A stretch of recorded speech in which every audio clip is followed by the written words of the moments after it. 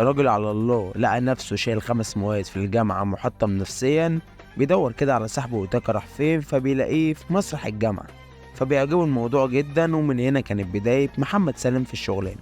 والله بس فرحت الاوتاكا، طلعت له المسرح كانوا بيعملوا بروفا، فقعدت اتفرج برضو، شفتهم بقى، فقلت له انا بقول لك انا عايز اشترك معاك. قال لي ماشي، روح للمخرج بقى استاذ حسين محمود الله يرحمه.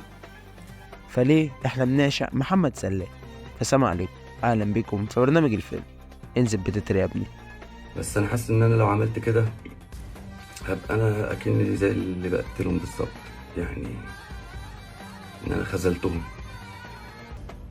مش عارف اعمل لهم حاجه. يعني كفايه علينا السكوت اللي احنا فيه كلنا ومفيش حد بيعمل لهم حاجه، فكمان انا مش هبقى ساكت بس، يعني انا كمان عمال اهزر واغني وارقص، واللي بيحصل في فلسطين. فانا بعتذر جدا عن ان انا اشارك في موسم الرياض. محمد سلام غير ان هو ممثل كوميديان جامد جدا، غير انه كمان ممثل صاحب موقف.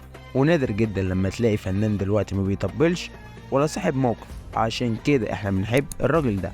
محمد سلام من مواليد 15 ديسمبر 1983، وتخرج من كلية التجارة جامعة القاهرة. وزي ما قلنا في سنة من السنين شال 5 مواد، وكان طموحه في انه يبقى معيد في الجامعة، بس عجبه المسرح وبدأ ودخل مجال التمثيل. وأول عمل شارك فيه هو فيلم الرهينة، وكان معاه كام واحد من أبناء جيله، وكان معاه أوتاكا ومحمد فراج، وكان طالع كومبارس يعني وشه ظهر في مشهدين كده. بعد كده طلع مع العبقري أحمد مكي، ونقدر نقول عليه كده إن مكي هو المكتشف الأول سلام، وصاحب الفضل عليه الأول برضه، وقف معاه يعني وقفة رجالة. وخد دور كده في فيلم طير انت، ودور في فيلم لا تراجع ولا استسلام، وطلع معاه في كليب قطر الحياة اللي اتصور سنة 2012 بس نزل متأخر، وحقق نجاح ساحق جدا. وغير كل ده اداله دور عمره في مسلسل الكبير قوي بأكتر شخصية بتميز بيها محمد سلام، وهي شخصية هاجرس أو هدرس. وطبعا سنة 2009 من ناحية المسرح عمل مسرحية قهوة سادة اللي طلعت جيل كامل أبرزهم محمد سلام ومحمد ثروت وبيومي فؤاد. وعمل برضه سنة 2010 مسلسلات زي الجماعة. عملت حاجة تانية؟ اي حاجه تخالف القانون انا لا يمكن اعملها يا باشا. انا كنت بشجع. كنت بتشجع مين بقى؟ الاخوان طبعا. انا قلت لحضرتك اني هكون صريح مع سيادتك. وعمل سنة 2011 أفلام زي الإي وسي وسي مع علي بابا، ومسلسلات زي الكبير أوي 2. وعندك سنة 2012 يغيب سلام عن السينما ويشارك في مسلسلين ابن النظام بتاع عني رمزي، والمسلسل اللايت الكوميدي الجميل شربات لوز للمبدعة يسرا. وسنة 2013 بدأ يعلى سلام بالليفل، فبيشارك بالمسلسل الجامد جدا نيران صديقة، ونكدب لو قلنا ما بنحبش، والكبير أوي 3. و2014 ينزل بالكبير أوي 4 بشخصية هدرس اللي مساحتها بتكبر جزء ورا جزء.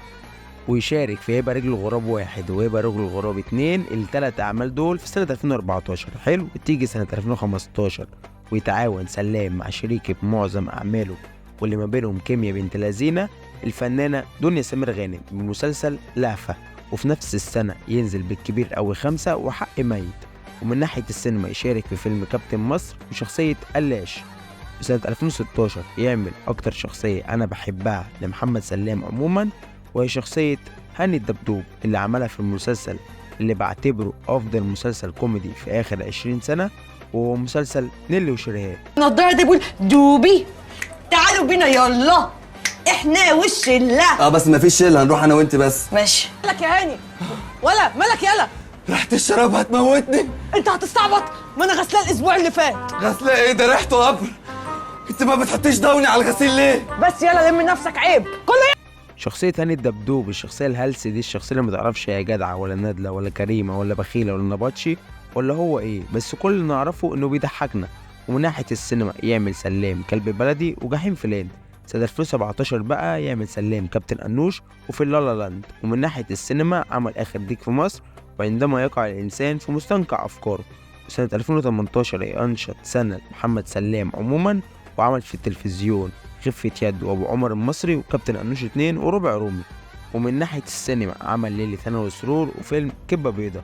وسنة 2019 ينزل سلام بالمسلسل الجامد جدا وبشخصية راشد مع الجميلة دنيا سمير غانم بمسلسل بدل الحدوثة 3. وفي السينما ينزل بالطيب والشرس واللعوب وبالفلوس. وسنة 2020 يعمل سلام فيلم الغسالة ووقفة رجالة، والمسلسل الجامد جدا اللي بنصح الناس كلها انها تشوفه مسلسل الشركة الألمانية لمكافحة الخوارق مع الممثل الجميل توتة محمد عبد الرحمن.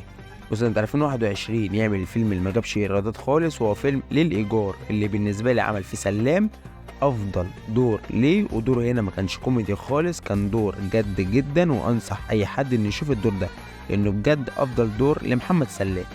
وعمل في نفس السنة فيلم ماما حامل مع ليلى علوي، وفي السنة دي بقى شارك سلام في موسم الرياض بمسرحية حزلقوم مع الفنان الكبير أحمد مكي، ومسرحية عائلة تس، وتركي آل الشيخ اعتمدوا خلاص في موسم الرياض. هنرجع للموضوع ده بس مش دلوقتي. المهم سنة 2021 يغيب سلام في الدراما التلفزيونية، وسنة 2022 يعمل في الدراما كابتن أنوش 3 والكبير أو 6 اللي كسر الدنيا ساعتها، وغطى على كل البرامج والأعمال اللي كانت في الموسم الرمضاني ده.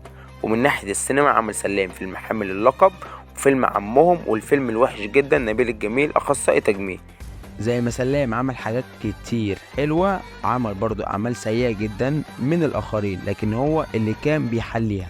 سنة 2023 عمل سلام الكبير أوي 7 وجت سليمة، وفي السينما عمل فيلم رمسيس باريس حلو. جينا بقى في أواخر سنة 2023 وهيحصل القصف والحرب على اخواتنا في فلسطين، ربنا يرفع عنهم البلاء يا رب.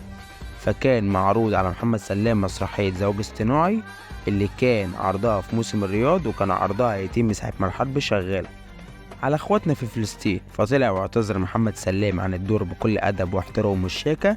ففي بني آدم شبه الكورة كده طلع واتكلم وجاب سيرته في الوحش، مع انك لو جيت بصيت على أعمال سلام هتلاقي ان معظم اعماله مع الراجل ده، والمفروض ان هما ما بينهم علاقة كويسة وعيش وملح.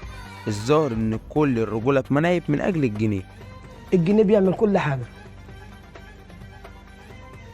ومفيش جدعانة دلوقتي اللي ماشية بالجنيه، ومفيش جدعانة أصلا دلوقتي خالص، مش هتلاقيها. عشان كده احنا بنعشق الراجل ده، لانه قبل ما يكون فنان هو صاحب موقف، ولحد دلوقتي محمد سلام بيدفع تمن الموقف الجدع ده اللي المفروض كل الناس تعمل زيه، بيدفع تمنه من منتجين مش جدعان. نتمنى من قلبنا ان محمد سلام يرجع يشتغل تاني وبكثرة. اخر اعمال محمد سلام هو الفيلم اللي المنتجين عمالين يأجلوا فيه لحد دلوقتي بسبب ازمة محمد سلام، وهو فيلم بضع ساعات في يوم ما. عشان كده احنا بنعشق الراجل ده، فشكرا محمد سلام.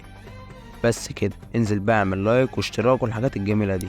بس كان معكم يوسف وائل من برنامج الفيلم. انزل بتستر النهاية يا ابني. طول الفترة اللي فاتت ديت يعني لما حتى حصل تصاعد في الأحداث كنت على أمل إن الموسم مثلا يتلغي يتأجل، زي مثلا ما حصل في مهرجان الجونة هنا ومهرجان القاهرة، أو يحصل إن